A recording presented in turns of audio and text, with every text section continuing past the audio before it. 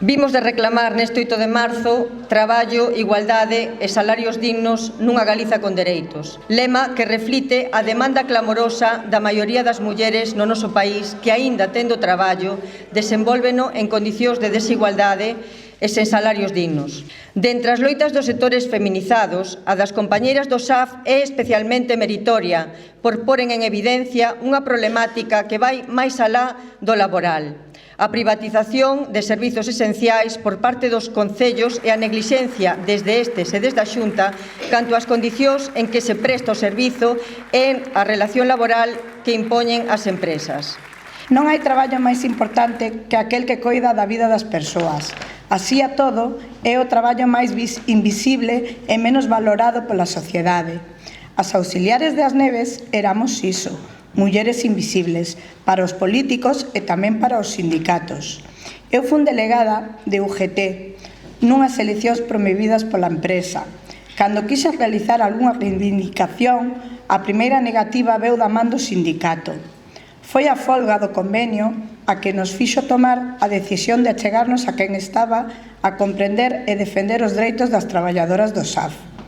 Foi a partir desa folga que comprendemos que xuntas podemos deixar de ser invisibles e somos capaces de cambiar a realidade.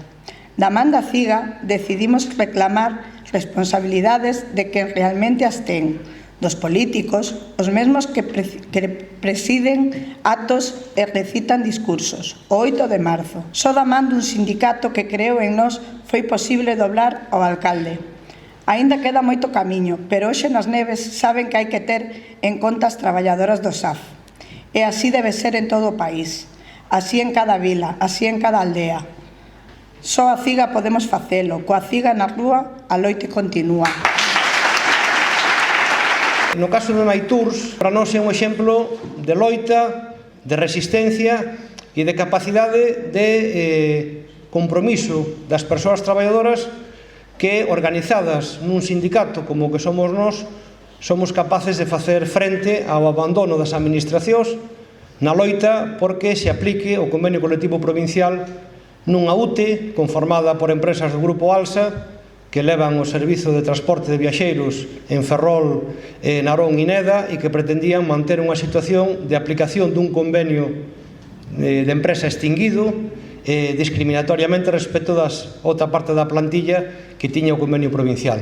Todo isto nun escenario, nun contexto, verdade, no que a tan cacarexada reforma laboral do denominado goberno máis progresista da historia, que, como sabedes, non derogou máis que só un apartado dun artigo do Estatuto dos Traballadores que aprobara naquela reforma laboral Mariano Rajoy, que significaba precisamente a prevalencia dos convenios provinciais respecto dos convenios de empresa. E aquí queremos expresar o noso agradecemento por este reconhecemento e tamén agradecer á CIGA polo seu inquebrantable apoio durante todo o tempo que durou a folga, na que estivemos inmersos case 5 meses.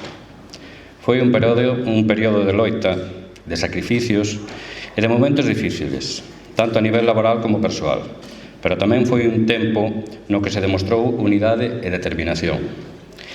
Desde o primeiro día, a CIGA estivo ao noso lado, brindándonos non só o seu respaldo, senón tamén a súa experiencia e coñecemento.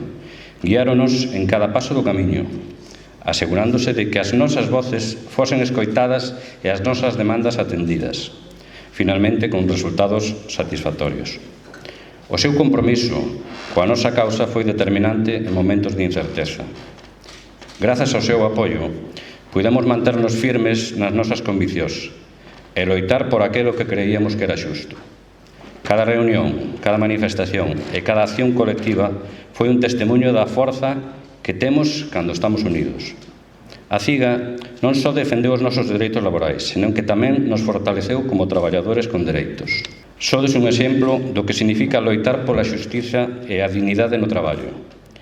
Debemos seguir adiante coa mesma determinación que nos trouxo hasta aquí. Xuntos somos moito máis fortes. Grazas a todos. O entreguismo das administracións, especialmente cando falamos do goberno do Partido Popular aos intereses empresariais, é ilimitado até que aparecemos nós e somos capaces de darlle confrontación. A nosa aposta por unha nova orden internacional que, ademais, condene, como digo, a utilización dos orzamentos públicos para alimentar esta economía da guerra. Por certo, economía da guerra que no Estado español xa supera, como dixemos o pasado 10 de marzo, o máis do 2% do Produto Interior Bruto e denominan creación de dereitos o que son políticas de beneficencia e caridade e non a creación de auténticos dereitos.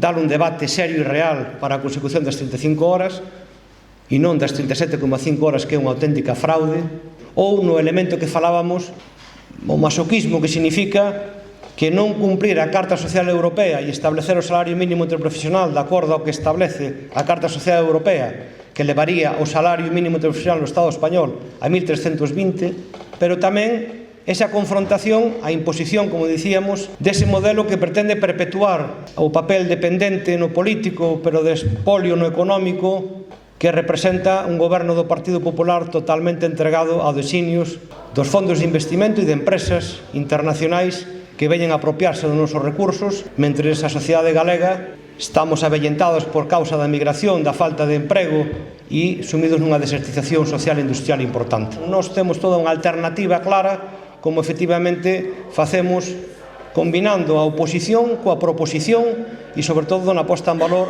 do que significa unha central sindical de clase e comprometida coa autodeterminación deste país e que esa lógica é a que empapa e a que fai que existamos e sexamos o que somos. Ánimo e adiante, son tempos de loita, coa ciga na rúa, a loita continúa. Obrigado, boa tarde.